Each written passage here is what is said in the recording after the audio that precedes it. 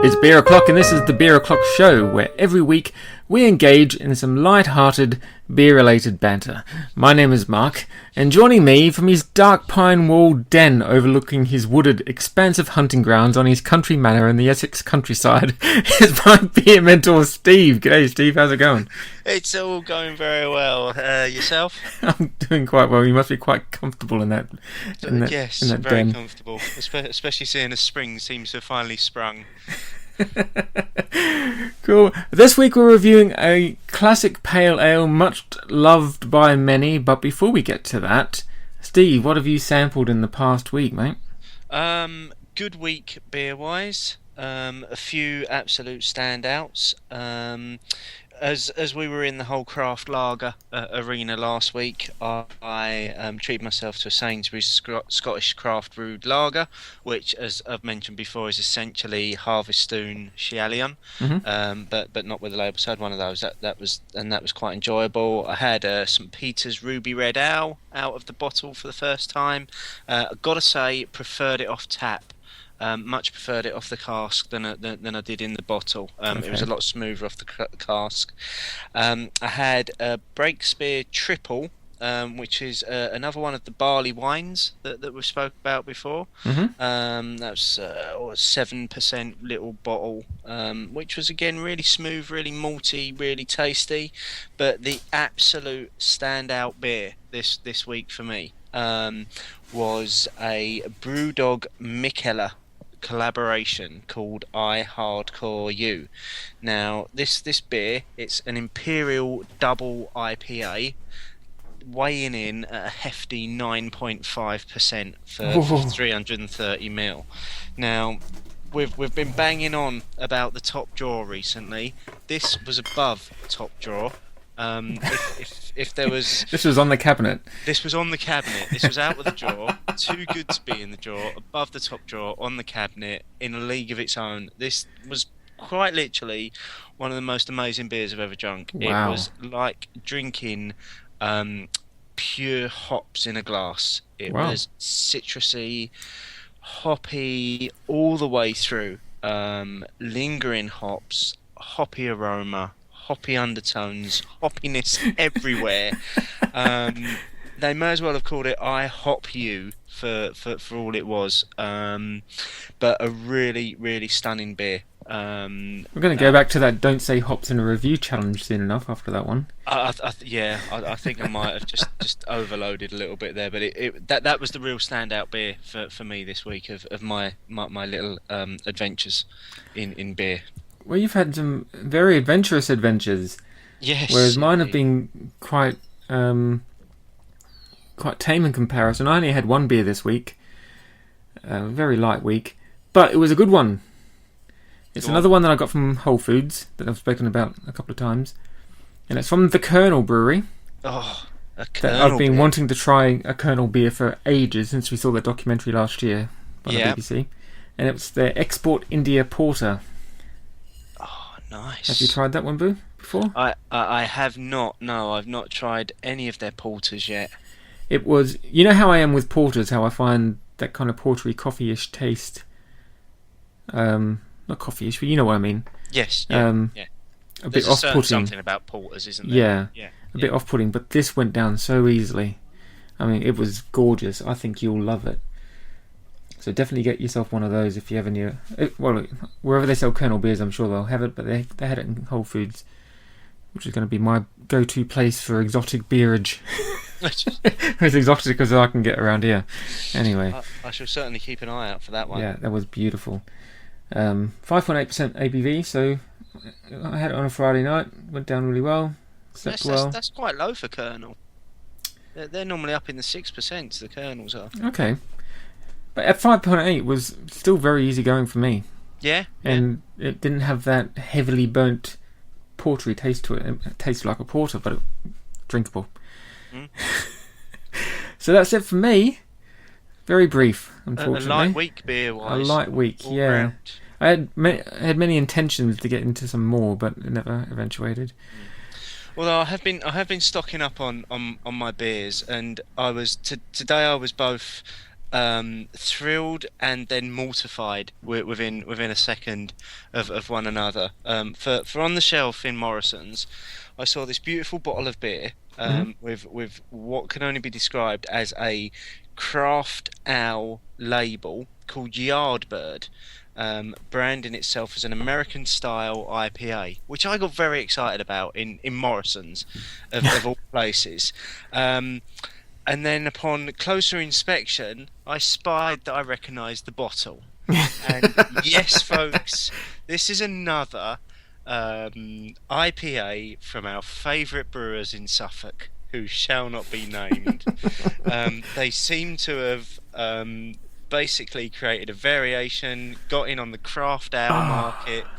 and yes, Green King are now producing a craft ale American style IPA. So that nameless brewery, we won't mention their name Which again. I've just named them.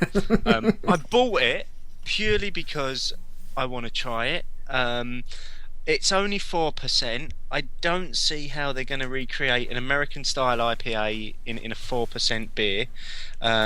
I worry that, considering that the beer that shall not be named only comes in at 3.8%, that this is just a slightly heavier version of that. Right. However, I will give it a fair review at some point, and I don't know whether it'll be for next week's show, but certainly for the week after, I shall be feeding back on the Green King Yardbird Craft Ale American Style 4% IPA. I can't wait. There'll be an epic review, I'm sure. Yes. So just thought I'd share that as well, seeing as we have a love for all things Green King and IPA. And as always, folks, you can share your own views on beers that you've had, beers that we've reviewed, to Twitter at Beer O'Clock Show, on Facebook, facebook.com/Beer O'Clock Show, and at the website beeroclockshow.co.uk. Right, this week's featured beer, mate, is from Timothy Taylor's Landlord, which is a championship winner. This is all based on my back of the label review, back of the label research. A strong pale ale. It's a full flavoured brew, has won many awards both at brewers' exhibitions and Great British Beer Festivals. Golden Promise malted barley and best possible leaf hops. So, what else do you know about this beer other than it seems to be on tap everywhere? Yep. Okay, so this is another beer that features in the 300 beers to try before you die book. So just picking out some of the key bits of information from that book that I think are of most value to our listeners. This has won the Camera Champion Beer of Britain 4 times. And in fact, it's been so successful that 11 million has been invested into the brewery over the past decade to expand the production of this particular beer. As you say, it's brewed with just one grain, which is the Scottish Golden Promise, and the hops that are in there are Fuggles, Styrian Goldings, and Whitbread Goldings variety. By all accounts, what we should be getting is a superb aroma of juicy malt, spicy and earthy hop resins, and tart citrus fruit. Tangy fruits, juicy malts, and bitter hops pack the mouth, while long finish is beautifully balanced between biscuity malt, lemon fruit, and bitter hops. The bottled version is called a pale ale, but I'm not sure. I think I don't see how that varies from the version that you find in a pub. Most recently, it's won the International Brewing Awards in 2013, where it placed bronze in its class. The bottled Landlord placed bronze in its class, and it celebrated its 60th anniversary last year. Timothy Taylor's Landlord, ladies and gentlemen. I think it's weird, going on a slight tangent, I think it's weird that these beers that have been around for years still do they get put into competitions, or they just get re-reviewed? I've no idea. It is strange that it's won the champion beer of Britain 4 times, because it's not like, put this into some sort of connotation what I can understand. It's not like the FA Cup, where you could have a different winner every year because of the fact that you play off against one another in the process all the way through. This is all about taste, and therefore it's subjective, and one batch might taste slightly different to another, and I don't understand how a beer can keep winning the best beer in Britain year after year after year. But I just imagine these beer tasting competitions where there's rows upon rows of bottles that have been submitted for that year, and that's where the winners are drawn from. And so, do they keep submitting the same bottle every year? Or Well, maybe. just to wonder why. Yeah, if anyone knows, Yeah. tweet us and let us know, because clearly we don't. I certainly don't. I think I'm comparing it to the FA Cup, where Landlord could get knocked out by Green King IPA in the second round. yeah, or because something like that. the brewer got a stitch or something. Yeah, something ridiculous like that. All right, time is short. Let's get on Okay. and crack open this bottle of Timothy Taylor's Landlord. Oh, it's got a nice sweet smell of it straight away.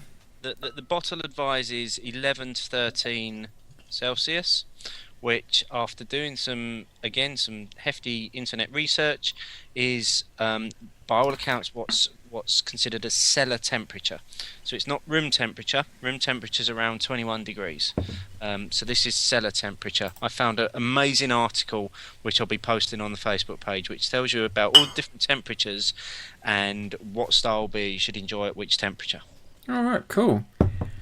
Okay, well, it's poured a nice golden colour. Yeah. Typical beer colour, I would say. That's what, if somebody says to you, "Do you want a real beer?" That's what you picture, isn't it? That's the colour. Yeah. A light browny pint with a nice frothy head. Yeah, the head's not terribly frothy for me, but it poured out, a finger's worth in the end. You'll fancy a finger's worth of head, surely. My apologies, folks. There's nowhere I can go from there. I haven't even had a sip yet. Yeah. Not much aroma off it, but you can get this. I'm getting some zestiness off of it. Yeah. Malty undertones there. Maybe a little bit of spice in the background. Mm-hmm. Yeah. Let's get some down us, mate. Yeah. Cheers. Oh, that's nice. That's really inoffensive, isn't it? It's just a really, that first glug, a nice refreshing, smooth, bittery ness to it. Yeah. Now I've had this off the tap before. Yep, me too. But I don't remember it being quite this nice. I thought it was, like you said, inoffensive off the tap, but a good beer to sit down with. But I mean, this is really nice. You got that zestiness that you get from the aromas there. Very light hoppiness to it. That is like a full mouthfeel of the hoppiness. Yeah, very nice, light tasting. Doesn't have that typical beery edge to it that I often comment on. What do you think? I think it's a really easy pint. I think, despite the claim on the bottle that it's a strong pale ale, obviously it only comes in at 4.1%, so it's not massively strong. So you could almost, I think, with that taste and smoothness that's there, and the various flavours that you get in, you could call this a session beer. You could very easily sit down on a Sunday afternoon in a pub and just have a few of these and not even notice the hours go by. Indeed, yeah. Very nice. I'm going to continue. While you're continuing, a few other things that I want to mention this week. Mm-hmm. So we'll jump about a little bit. We'll dip in and out of the review. We had a few people tweet us last week on the back of our lager special, suggesting some other craft lagers that we should try. So a guy by the name of Nathaniel Southwood, who goes on Twitter at NateDog27, he suggested Harvestone Shialian and Curious Drinks Curious Brew as being two craft lagers that people should investigate. And then Liberty Bear at liberty_bear suggested Windsor Eton Republica, or Calvor's Lager, or Camden Brewery Hellers, or is that Hells? It's spelt hell, but then it's got an es at the end. Now I've got a bottle of the Camden Brewery Hellers or Hells upstairs on the pub shelf, so I'll be giving that a go in a few weeks and giving some feedback about that. So it was nice of the community to get involved with our lager special last week, and we should probably also give a shout out to the winner of the competition that we put out last week as well, who I now can't remember. Talking in this funny voice because I'm clearly searching through Twitter to find her name. There she is, Liz White, at Mini Liz with a 1 instead of the I, if you want to follow Liz on Twitter. She was the name that successfully came out of the hat on Sunday evening to win 2 bottles of the Celia Lager. Congrats, Liz. Yeah, they've gone off to her, and hopefully she'll give us her views on the that lager. So just a little bit of feedback there from last week's lager special. Very good. That was a good show last week, I thought. If I do say so myself. Yes, I think we've done marvellously. It certainly generated a lot of feedback and buzz. I don't think we've had that much feedback from a single show before. So I think it's nice to do these little specials every now and again, and we've got another one in the bag in a couple of weeks' time, which we'll keep the lid on for now, but we'll maybe talk about that a little bit more next week. Yeah, I've forgotten whatever that is, so I'll be equally surprised. I am almost half a glass through a Landlord, so do excuse me. Yes, I shall continue on. Let's get back to the Landlord for a bit before I dip into the next thing that I want to talk about. Not that I've got an agenda here at all tonight. All the maltiness is there now. I'm finding it maybe just a little bit over-carbonated at the moment. I think a lot of the flavours are getting lost in the fizz that I'm getting. Now, as I say, I've only had this. This hasn't been in the fridge. It's not been outside. It's been sat on the pub shelf, and it's been just sat in the kitchen waiting for consumption this evening. So it's not been chilled in any way. There's nothing that would have affected that carbonation, but I seem to just get quite a lot of carbonation in the mouth when I'm drinking it. Which is resulting in quite a bit of gas. Especially at the speed that I'm necking it at the moment. Yeah.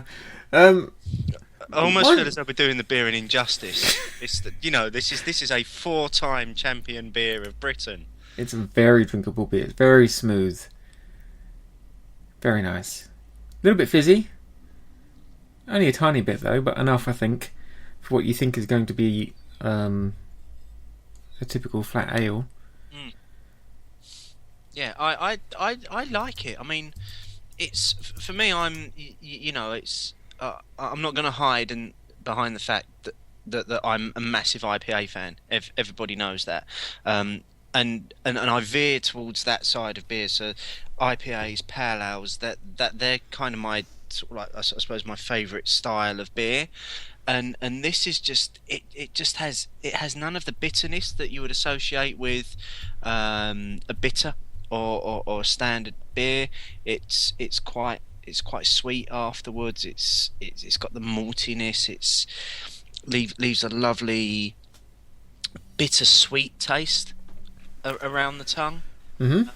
It's a credible beer. This very credible. Yeah. Yeah. I know that our mate Andy, that's his full name. Landlord is one of his favourites. That he really liked Landlords, and I'm pretty sure he introduced it to me when I first went. When I first started getting into beers, and I went up to his place, and he gave me a bottle of this. Was this the one that when we first started the show, you was constantly banging on at me, going, "Oh, I've got this bottle of this Landlord stuff. You need to try and get a hold of one of those." And I was like, "No, mate, I can't find that anywhere." No, I think it was an Oaken Ales Bishop's Finger or something. Right. Yeah. No, I had a bottle of Landlord at Andy's place. I don't think I brought one home with me. Yeah. It's like I say, it's a decent beer. I tried it when I was out on one of the pub tours recently, and that was my first introduction to it, Hmm. and that was in a pub, and I was a good few into the evening by that point, but it went. I remember it going down very easily Yeah. at that point. It's a really easy beer. Hmm. Yeah, I could see myself having a few of these on a nice warm spring day or warm summer's day if we I, ever get them. I think yeah, and I think in that instance that carbonation would be quite refreshing. Yep. And yeah, I think you could easily enjoy this with barbecue, instead of some mass-produced crap that generally tends to come in a green can. Yeah, with a berg on the end of the name Yes. or something, Yeah. or a toi, or stirs, or oh, that's another one, Ing. or an ing, I think you're stretching it. or an X. We're not filling it all. Yeah. Right. Seeing as again we're going down a path of just trying to kill time, I've got something else to talk about. Okay. This weekend, this past weekend, I'm sure a few people picked up on this. Adnams, our friends at Adnams have launched a new brand as well. They've now launched the Jack Brand Brewery, which is essentially Adnams' take on the craft beer market.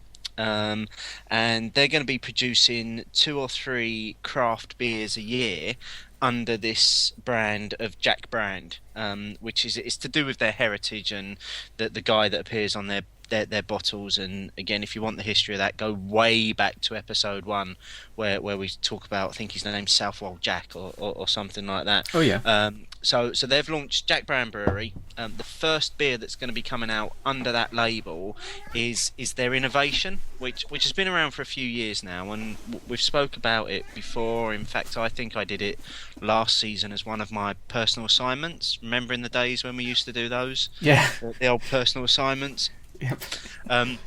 So they're essentially, it's the same beer, but it's coming out under a different label.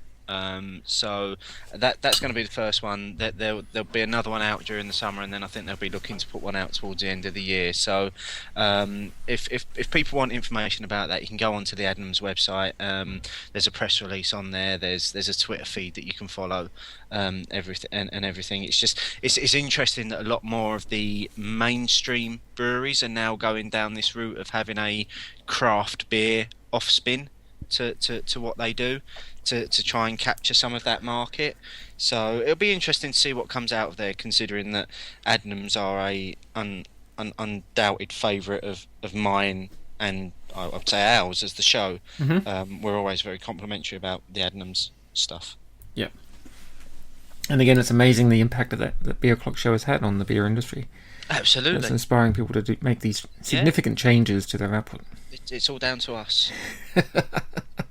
26 episodes in, buddy, we're going to have some kind of impact, surely. I don't think you can argue against it, really. No, of course not. But that might be 3/4 of a bottle of Timothy Taylor's Landlord in roughly 15 minutes talking. Yeah, it might be. I'm going to finish my glass, by the way. You continue talking. Oh, okay, I'll keep going. Just the last thing I want to mention this week, and this is just following on. We've mentioned this the last couple of weeks. The whole BrewDog hashtag experiment that they launched into their final phase of the hashtag thing this weekend. They've now published 4 fan designed labels that you can. Oh yeah, now I saw that. Yeah. To which will finish off the process of the whole hashtag, and then at some point I'm assuming this beer will appear and arrive, and hopefully we'll both be able to get hold of the bottle, because I've been following this. I've been absolutely it's really sparked an interest in me, that the whole thing that they've done, doing it all through Twitter and all online, and letting the people choose what the beer is going to taste like. So I'd really like to try and get hold of some bottles of that so we can review that on the show. Cool. Before the end of this season. Yep, sounds good to me. So you need to do some talking now so I can finish mine. Okay, well, let's round up what I think about this pint of beer. the taste has actually matured as it's warmed, I suppose. It's maltier now than it was when I first started tasting it. Mm-hmm. My Agree. My cat's joining in as well. Yeah. Yeah, cat liked it. It's turned into. I'm going to say it's turned into a good solid pint of bitter, even though I have far less than a pint left. Very drinkable. This has probably, out of the quote unquote weaker beers we've done, as in the less than 5%, because we've done a lot of strong beers. Yeah. Out of more than we ever intended. Still, I think. Yeah. Out of the weaker beers, I would say this is one of the best ones. I think purely for its drinkability and its accessibility as an ale. I think. I mean, if I had tried this when I first ever decided to get into ales, instead of trying the Leffy and the Innocent Gun, and I mean, I'm talking about a few years ago, I probably would have gotten into ales a lot sooner. Yeah. And I would have moved away from lagers much sooner. This is very accessible. I mean, you can see why this is so popular in mainstream pubs. Yeah. I think it's an easy choice, isn't it, for people? That if you know, other than your mainstream stuff that you get on a tap, you John Smiths or your Worthingtons or something like that. Yeah. You know, if you saw this, it's a brand that you can almost instantly recognise and go for. Yeah. Absolutely. So, thinking about final marks, I'm going to give this 4 bottle tops out of 5. This pint. Okay. Extremely drinkable, extremely accessible, very nice, very refreshing, nice mid strength pale ale. There you go. I'm down to my last sip.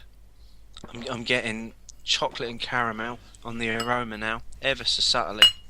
Really, really malty towards the end of it as well. It's as you mentioned, I think it's really matured towards the end of the beer, and you're just getting really smooth malty flavours now. I think I'd give this. It's a good beer. It's a great beer, but I don't know whether it's a 4. I think for me it's probably a 3.5. Okay, that's a fair score considering some of the 3.5s we've had. And it's gone. Mine's gone as well. Champion. Just I suppose, just to finish, in the words, again, reading directly from the book, in the words of Roger Protz, let's just settle for a world classic beer. Yeah. I don't think you can argue with that, can you? No. Right, that's the end of the bottle, and that's the end of the show. Thank you very much, Steve, for joining me yet again. Always a pleasure. Next week, as always, we don't know what we're facing. Join in. I'm getting a bit tipsy now. We slammed that beer down. Normally I have some left in the glass because some of the beers, they're okay. But this one, skull that bugger. Yeah. We've gone for that tonight. We've gone for that tonight. That was well needed. Right, thank you very much, Stephen. I'll talk to you Mark. next week. Yes, stay tuned for Number One Fan. That's it. Coming up at the end. Ant-Man himself at the end. Yes. Good night. Good night.